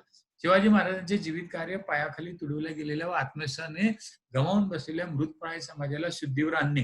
हे सगळं तेच दिलंय ना. वर मान करून आपल्या हीनदिनतेस कारणीभूत झालेल्या परकीय राज्यकर्त्याविरुद्ध दंड थोपटून ताठ उभे राहण्यास त्यास तयार करणे हे होते. म्हणजे पहिल्या प्रश्नाचं उत्तर मला पहिलं वाक्य पूर्ण वाचायच्या अगोदरच मिळालं. आता पुढचं बघा. व ते त्यांनी 50 वर्षांच्या थोड्या आयुष्यात सिद्ध करून दाखवले. मग आता 5वा प्रश्न. छत्रपती शिवाजी महाराजांना आपले जीवित कार्य सिद्ध करून दाखवण्यासाठी किती काळ लाभला होता? 50 वर्ष. म्हणजे पहिलं वाक्य वाचलं आणि मग मला 1 आणि 5 अशी 5 पैकी 2 उत्तरे निघाली. मग आता हे कशामुळे शक्य झालं? तर पहिल्यांदा मी ठरवलं, की हे उतारा थोडा छोटा आहे. मग अशा वेळेला मी पहिल्यांदा प्रश्न बघणार, प्रश्नातले मुद्दे बघणार. ते मुद्दे मला उतार्यात कुठे दिसतात त्याच्याकडे जाणार. आणि मग हा उतारा जर तसा बघायला गेला, चरित्रात्मक, वर्णनात्मक अशा प्रकारचाच आहे. कारण थोडंफार सामाजिक प्रबोधन सुद्धा याच्यात झालेलं आहे. तर त्यामुळे 1 आणि 5 ची उत्तरं माझी निघाली. आता पुढचं मी वाचत गेलो. यापुढे जाऊन म्हणजे पहिलं वाक्य जे बघा, हा पॅराग्राफ जो आहे पहिला, त्या पहिल्या पॅराग्राफ मधलं पहिलं वाक्य हे तिथल्या ओळी जवळ 4 ओळी त्यानं घेतलेल्या आहेत किंवा 3 ओळी म्हणा. आणि त्यामुळे हे खूप मोठं वाक्य आणि हे वाक्य तसं मग संयुक्त वाक्य आहे. पुढं यापुढे जाऊन त्यांना आधुनिक जगाची वाटचाल चालाव्यास लावणे त्यांच्याकडून होऊ शकले नाही. कारण तसे करण्यास त्यांना वेळ व सामर्थ्य दोन्हीही नव्हती, असं त्यांनी म्हटलेलं आहे. आणि नंतर पण जुनी कोंडी फोडून तिथून बाहेर पडण्याची धाडस व कल्पना त्यांच्यात होती. त्यांचे मन नव्याने स्वीकार करण्याइतके उदार होते. मात्र भोवतालच्या समाजाची प्रवृत्ती तिकडे अगदी नव्हती. ज्याप्रमाणे आमचे वैदिक हजारो वर्षाचे जुने असतात, नव्याने इकडे आलेल्या पाश्चात्य वैदिकाची बरोबरी करू शकले नाही, तोच प्रकार इतर क्षेत्रातही घडला. यावरून असे दिसते की परिणामतः दुसऱ्याचे ज्ञान स्वीकारणे एवढाच मार्ग अशा परिस्थितीत मानवास मोकळा असतो. शिवाजी महाराजांना औरंगजेबाचे दीर्घायुष्य लाभले तर त्यांनी हाही मार्ग आक्रमण्यास सुरुवात केली असती, असे त्यांच्या मनप्रवृत्तीवरून ठरते. मग आता काय झालेलं आहे, की उरलेले जे 3 प्रश्न आहेत, तर ते आपल्याला बघत जायचं आहे. मग आता याच्यातला बघा शिवरायांचे कोणते गुण मराठ्यामध्ये कायम घर करून राहिले ते याच्यात तर येत नाही. मग त्यामुळे परत आपण वाचत जाऊया. मग त्यातनं दुसऱ्याचं उत्तर मिळते का बघायचं. मग भरतखंडात इतरांना व न मिळालेला असा वारसा शिवाजी महाराजांना मराठ्यांना मिळालेला आहे. मग आता आपण जर बघायला गेलो तर कुठला वारसा मिळाला पुढे दिले. आपल्या पूर्वजांनी अजून न विसरलेल्या काळात शेकडो लढाई मारलेल्या आहेत. मोठी सैन्य घेऊन देशाच्या सीमेवर जाऊन आपले खंड परक्याच्या हल्ल्यापासून राखण्याचा अटीतटीचा सामना ते केले आहेत. स्वतंत्र राज्य त्यांनी चालवलेले आहेत. महसूल व खर्च यांच्या कोट्यावधी रकमांचा व्यवहार आपण हाताळला आहे. साम्राज्याचे प्रश्न सोडवण्याचा स्वतः प्रयत्न केला आहे. धर्मरक्षणासाठी त्यागी केलेत असे या खंडातील दुसऱ्या कोणत्या लोकांना म्हणता येण्यासारखे आहे. मग पुढे त्यांच्या आठवणीवरच आजच्या मराठ्यांचे आयुष्य रचलेले आहे. त्यामुळे इतर लोकात सहसा न आढळून येणारा बौद्धिक हव्यास, ध्येयवृत्ती, दीर्घोद्योग, हाल सोसण्याची तयारी, मनात आणलेली गोष्ट प्रत्यक्ष कृतीत उतरवण्याची धडपड, त्यागाचा सराव, निर्लोभता, शीलवत्ता व त्याहून सर्वाधिक अधिक प्रमाणात एक प्रकारचा साधेपणा व समत्व हे गुण अखिल मराठ्यात कायम घर करून राहिले आहेत. मग आता मी काय केलं, की मला दुसऱ्या प्रश्नाचं उत्तर मिळेपर्यंत मी उतारा वाचत गेलो. आणि मग मला इथं लक्षात येतं, की इथं जे शेवटचं वाक्याचा जो शेवटचा भाग वाचला, काय वाचला तो, या सर्वाहून अधिक प्रमाणात एक प्रकारचा म्हणजे इथून बघा, या सर्वाहून अधिक प्रमाणात एक प्रकारचा साधेपणा व समत्व हे गुण अखिल भारतीय मराठ्यात कायम घर करून राहिलेले आहेत. मग आता इथं शिवरायांचे कोणते गुण मराठ्यात कायम घर करून राहिलेले आहेत. मग आता इथं लक्षात येईल, की सर्वाहून अधिक प्रमाणात एक प्रकारचा साधेपणा व समत्व. मग माझं उत्तर साधेपणा व समत्व येणार. अशी 3 उत्तरं निघाली. आता चौथा, महापुरुषासंदर्भात आपले कोणते कर्तव्य असायला पाहिजे, लेखकाचे मत मांडा. आता एवढं हे वाचलं तर कुठं ते आलेलं नाहीये. मग आता पुढं मला वाचायला पाहिजे, कारण त्याचा संदर्भच कुठे दिसत नाही मला. तर माझी 3 उत्तरं काढून झाली. तिसऱ्याचं जे काही म्हणजे शेवटच्या प्रश्नाचं, पहिल्या प्रश्नाचं आणि दुसऱ्याचं. आता तिसऱ्याचं उत्तर काढताना बघा, मी पुढे वाचत गेलो, ही काय थोडी वडिलोपार्जित दौलत आपल्या वाट्यास आली आहे आणि अशा दौलतीचा आरंभ ज्या महापुरुषांनी इतिहासात करून दाखवला, त्याचे उपकार व गुण आठवणे हे आपले कर्तव्य नव्हे काय. मग आता 3 नंबरला, महापुरुषाच्या संदर्भात आपले कोणते कर्तव्य असायला हवे, लेखकाचं मत मांडा. मग लेखकाने शेवटी तर प्रश्नचिन्ह म्हणजे आपलं मत मांडलेलं आहे. मग काय आठवणे, तर त्यांचे उपकार व गुण आठवणे. मग त्यामुळे 3 नंबरच्या प्रश्नाचं उत्तर निघालं. मग आता पहिल्यांदा प्रश्न वाचले, उतार्यात गेलो. उतार्याच्या पहिल्या वाक्यातच मला 2 प्रश्नांची उत्तरे मिळाली. नंतर दुसऱ्या उतार्याच्या शेवटच्या एका वाक्यामध्ये मला 2 वाक्यामध्ये 2 उत्तरे मिळाली. आता राहिले माझं उत्तर कुठलं? शिवाजी महाराजांचे मन कोणत्या कारणासाठी उदार होते.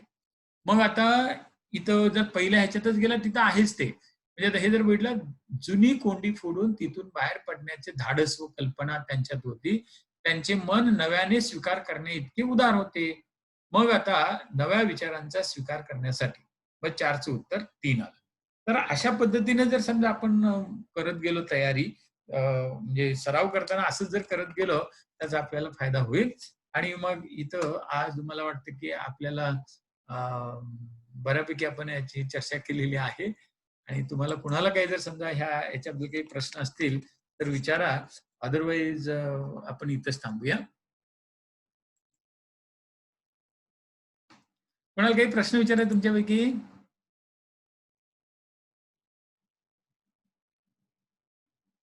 एनीबडी?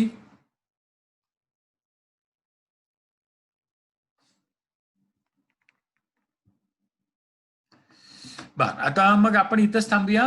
आणि मग आता परत पुढच्या म्हणजे येणाऱ्या शनिवारी आपण सीसॅट मधला जो दुसरा भाग आहे, कारण सीसॅट मधली तयारी आपण 2 घटकात करतोय किंवा 2 लेक्चरमध्ये.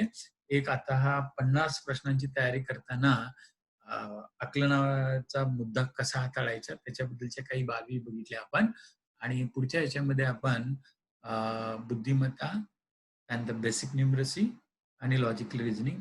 तर यातल्या 25 पैकी किमान 15 प्रश्नाची तयारी किंवा 15 प्रश्न माझे बरोबर आलेच पाहिजेत 100%. जरी मी सायन्स आणि इंजिनिअरिंग बॅकग्राऊंडचा नसलो आणि अगदी आर्ट्स, कॉमर्सवाला असलो, तरी how to tackle that particular issue आणि ही वेळ खाऊ असतात, काही खूप सोपी सुद्धा असतात. तर त्याबाबत आपण पुढच्या ह्याच्यात चर्चा करूया. Thank you very much.